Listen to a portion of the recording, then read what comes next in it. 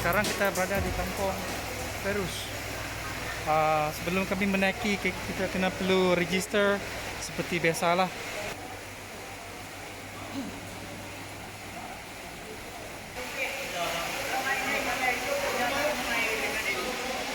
Adalah Michael Dihoy, anaknya Wen, mantan penghulu kuasaan Krokong, dan juga sekarang ini saya menjawati sebagai pengurusi Bung Podad.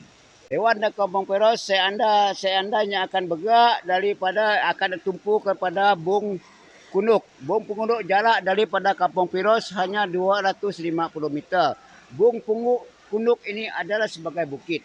Sepanjang perjalanan anda akan menuju kepada kepuncak Bung Podad, semuanya menaiki bukit. Tidak ada yang menurunkan bukit. Lepas itu yang kedua, anda akan tempuhi sebagai Ang Boloh.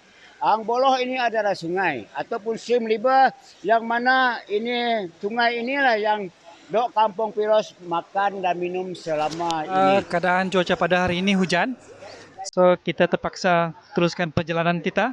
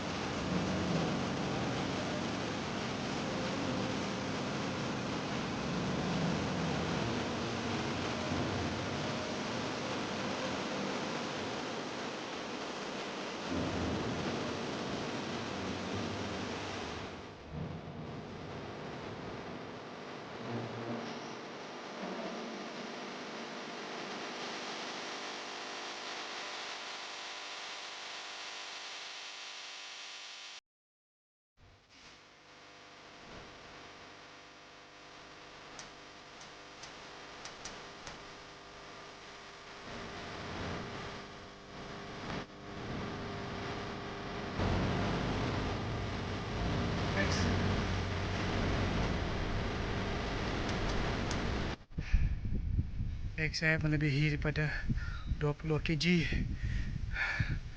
Tingginya 1000 kaki 3. Saya orang yang ketiga.